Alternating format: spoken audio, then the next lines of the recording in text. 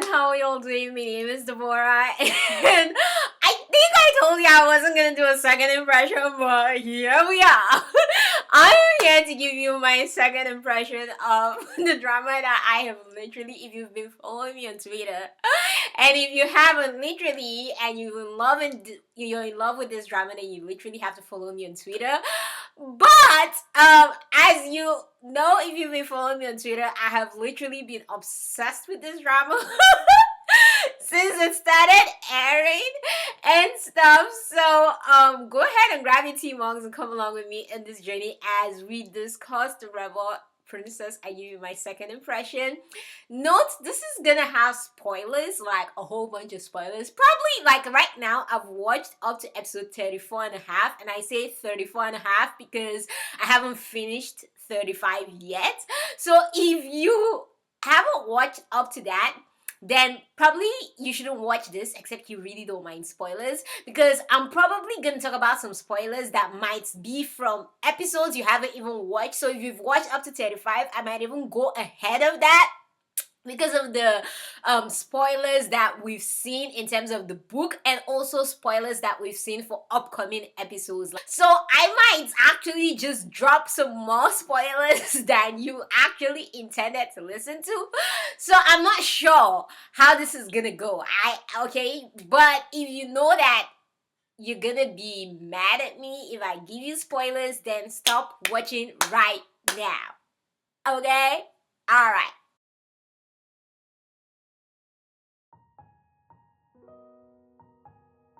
Is Zilong.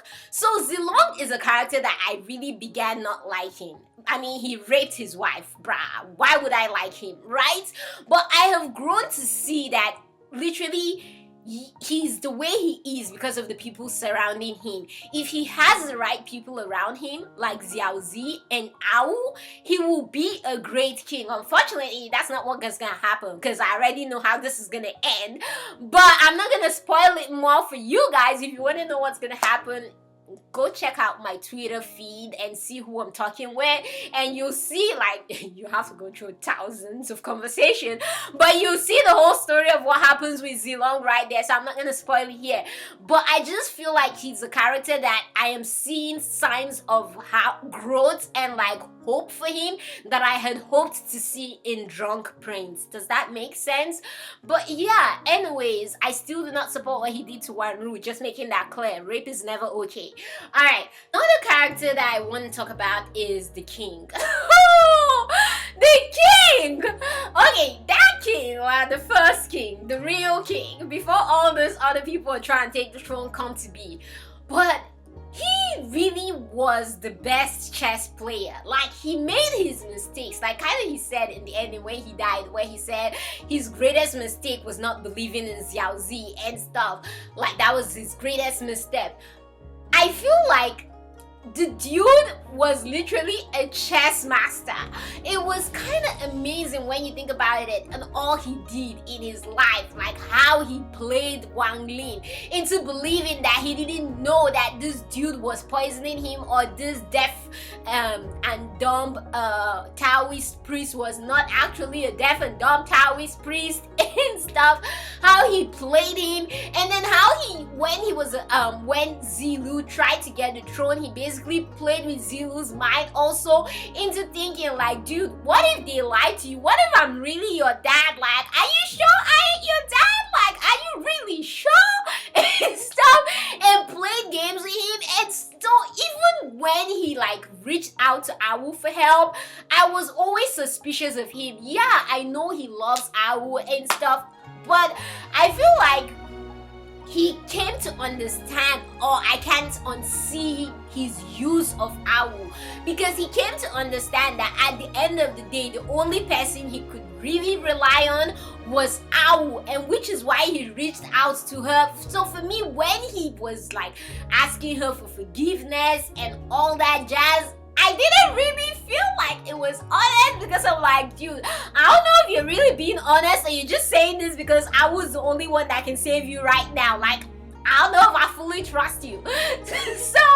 so I really like though how smart he was for a king in a C-drama. I really like how smart he was, that even till his death, he played even his wife, like when she came for the declaration to make her son the crown prince and stuff, he made her murder him so that Awu would realize that this aunt ain't shit. Like, she killed your uncle just for power and stuff. You also need to be wary of her and stuff. That way Awu wouldn't necessarily make her husband go out of her way to help her at every time, regardless of the situation and stuff. Awu would be wary of her aunt because her aunt could kill her uncle.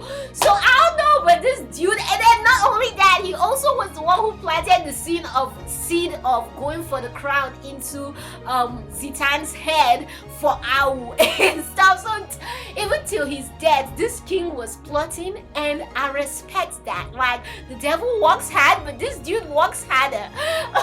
You need to reach a different level to plot all the way till your death, and after your death, you're still having an impact on the country. Like, respect, bruh. And now let's go into our male lead and our female lead. The important people in this drama, the best of the bestest.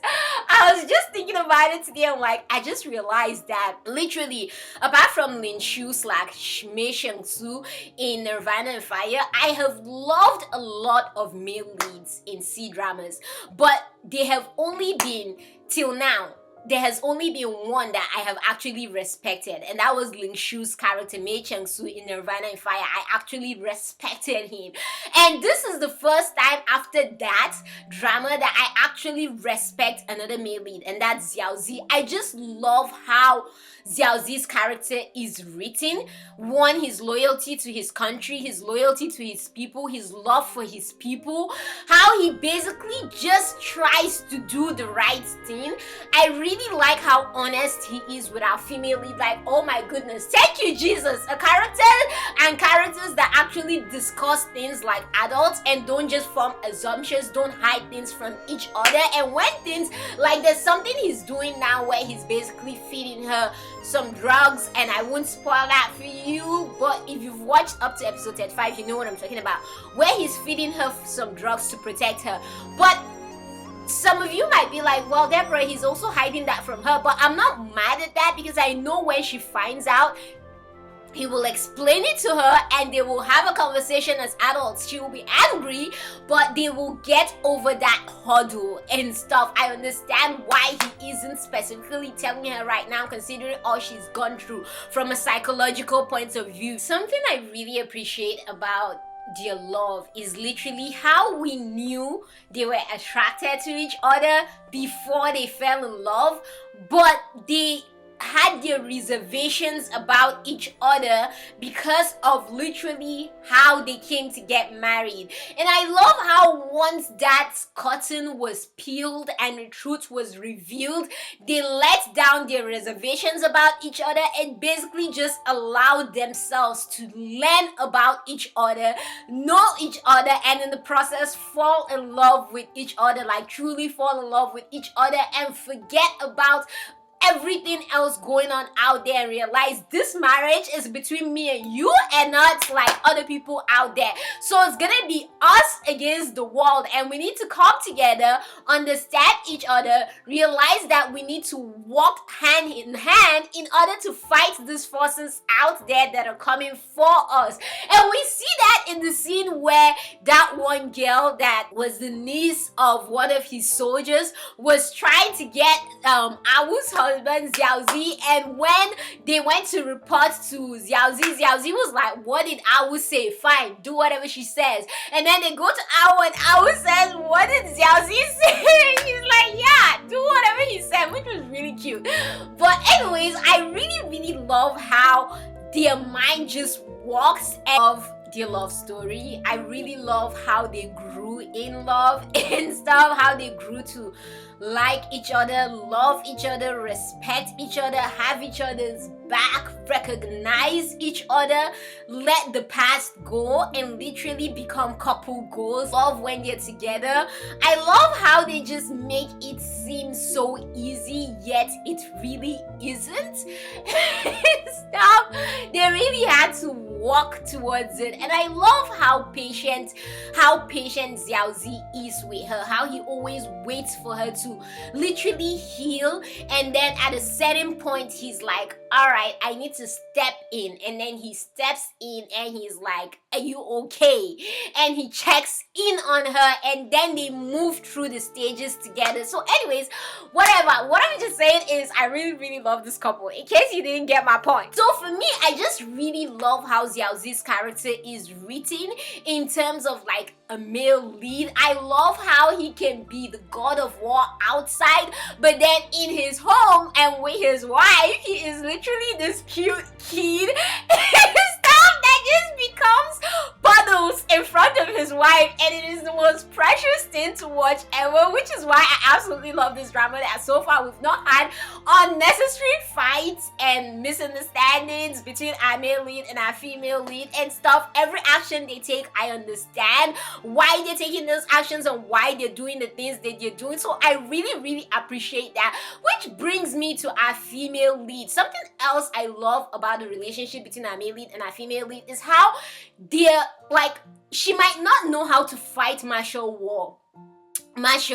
arts, sorry. She might not know martial arts, but girlfriend uses her brain. Like, she isn't a useless female lead. She's not someone that screams like a banshee. Whenever she's in trouble, she stands and she fights also and stuff. She uses the limited resources she has to protect herself and protect those that are dear to her and stuff. So I really appreciate that about our female lead, that she doesn't need a man to save her before she saves herself. Like, she tries her hardest to save herself while waiting for what's his name, her husband, to come, and she's like, look here, if he doesn't come, if I perish, but I'm not gonna go down without a fight. Unlike other female leads who literally are just standing there while things are going bad and just being totally useless. So I really appreciate our female lead's character for that she isn't useless like that. So I really love how she earns the respect of his his men and his army members and stuff. I really like how she earned that respect. I also love how he earned her respect and he earned her trust, because remember, there's this part in one of the episodes where I believe it was episode 33, where he did the second wedding for her and stuff, and where she basically told him how, look here, you tell me you love me. My family told me they love me too, but look at where we are with my family. They still use me. My aunt, who showered me with so much love, and my dad still ended up using me. So yeah, you tell me you love me today, and those people were my blood. But what of you? You ain't even my blood. Like, why should I trust you're saying you love me when you might do the same thing to me in future? So I totally understood like where she was coming from in terms of her trust issues with him, even though she loved him. And I like that they left that till later on, because they had already shown us how it is possible for you to love someone but still have trust issues with them, in terms of her dad and her aunt, who she absolutely loves her and she absolutely loves her dad and stuff, but she had trust issues with them because of all they had done to her. That didn't negate the fact that she loved them. So since that had been established and we had come to understand that psychologically, going into her and Xiao Zi, I know some of you out there may, when you watch that scene, you may have been like, seriously, girlfriend, after all you've been through? But I could understand her at that point because I had seen all she had been through, literally. literally with her family and blood who were meant to protect her and who protected her for so long just turn in front of her eyes and become people who she didn't recognize. So I totally understood how she could love Zhao Ziyi yet not fully trust Zhao Ziyi because of all she had been through, and it's basically something they needed or they need to work on. So I totally understood that part. What else I love about our male lead and our female lead's relationship is how she may never have learned martial arts, but she's a warrior herself. Like, you literally do not need to know how to pick up a sword and fight with a sword. Sometimes all you need is your brain, and she puts it to use. I love how he basically fights the enemies from outside and she fights the enemies from inside, and he knows when he leaves home that even if things go bad, his wife is there. His wife is there to protect his homeland. His wife is there to fight for his homeland, and because his wife is there, he has more peace in his mind and his heart to go out and fight the outer enemies. And I love that his wife also knows that she's got the home front handled, so while she's handling these people, she doesn't need to be scared of the enemies outside because her husband has the outside handled. Like, he will take care of those enemies outside. All she needs to do is take care of the enemies inside, and if something goes wrong with her husband outside, because she has taken care of the enemies inside, she can go help her husband outside. So I really love that coordination between them, that literally we have someone protecting from the inside and we have someone protecting from the outside, and then when they come together they become fire. So yeah, that's something I just absolutely love about their relationship, how basically she, like I said, she isn't a useless female lead. She puts her brain to work and she fights with her brain.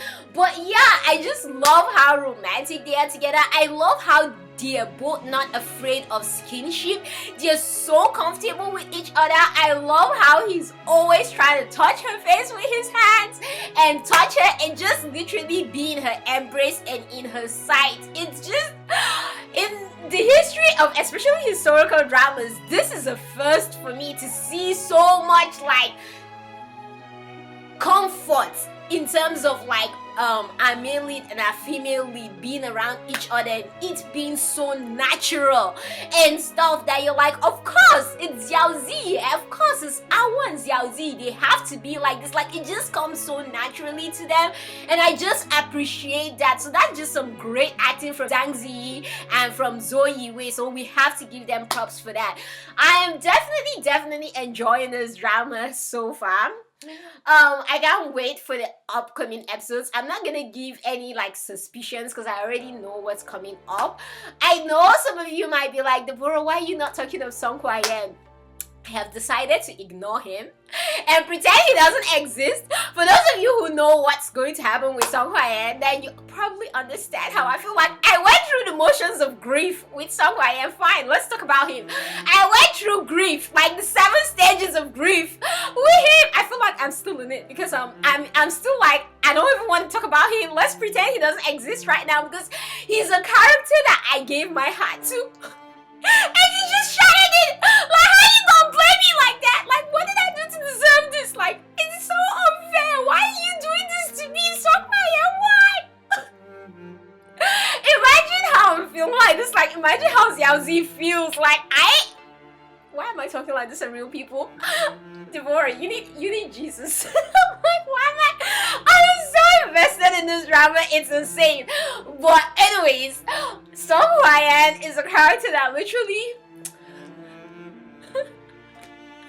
he broke my heart. Literally, like, how can you do this? Like, the problem I feel with him, okay, let's get a little bit serious here. Let's talk about him a little. The problem I feel with him is, yes, okay, he fell in love with our female lead. That's okay. You can't control your emotions. Like, I know some of you out there are like, no, that's not okay. Hear me out. You fell in love with our female lead. Okay, we're gonna liken this to having a wound, okay? He got a wound, which is him falling in love with our female lead. Instead of him treating the wound He covered up the wound and kept on going, letting the wound fester and eat up and creating a tumor and a greater wound. And that is the problem with him. I feel like if he had told Xiao Zi, look here, you have a really dope wife, so don't blame me, but I'm also in love with your wife. I know that she is your wife, but hey, I'm just telling you, this is how I feel about your wife. I feel like Xiao Zi would have helped him through it and they would have healed that wound together. But because he didn't try to heal the wound, he tried to cover up the wound and then tried to scheme on the wound and stuff. So instead of adding like medicine to heal the wound, he's instead adding sand and glasses and shards on the wound. So of course that's why the wound got worse and he just like basically lost his leg, like he has lost his hat and lost his senses of thinking of his brother. Like literally, this is Xiao Zi. You have seen who Xiao Zi is and what he has done for so many people, including yourself, and this is how you pay him back. Like, I am so mad at some Huai'en. You have no idea, so we're just gonna pretend he doesn't exist right now. I do not want to hear about him. Okay, fine, you can talk about him in the comments, I guess, but this is the last time I'm gonna talk about Song Huai'en's character. No matter what happens to him in future, he doesn't exist to me anymore. Are we clear? Okay. Because I already know what he's gonna do in future. That's why I'm saying, like, regardless of what happens in future, I already know what's to come. So as far as I'm concerned, he's dead to me. Okay? This is over. This conversation is officially over. Okay. So anyways, all that aside, I have grown to love the war scenes. Remember how in my first impression I said, oh, the war scene was like really filled with like dust and fogginess and all that. I feel like it's gotten better. We don't have that again, and I feel like now I understand why it was that way in the beginning, because they were in the sand desert, so it makes sense now looking back at it. So I've grown to love the war scenes, that I'm actually even looking forward to the war scenes, and kind of like we expected in the first like impression, we didn't get much of Xiao Zi because, like I told you, this is following Ao's life. But now that she has become such an integral part of his life, or he has become an integral part of her life rather, we see more of Xiao Zi, and I ain't even complaining. I absolutely love their scenes together. They're the cutest couples ever. I absolutely adore them. But yeah, I am enjoying this drama right now. So all that aside, I am loving this drama. You're probably gonna get a third impression from me. I don't know when that's gonna be, probably when this drama ends. I don't know. I'm just gonna be like, there's certain things I need to get off my chest and I'm gonna come in front of a computer and talk. So whatever the case may be, go ahead and hit that subscribe button so you don't miss my next impression. Go ahead and hit the like button, share this video, and keep being awesome, beautiful people you are. From me to you all, you know I've got nothing but love for you all. Stay awesome.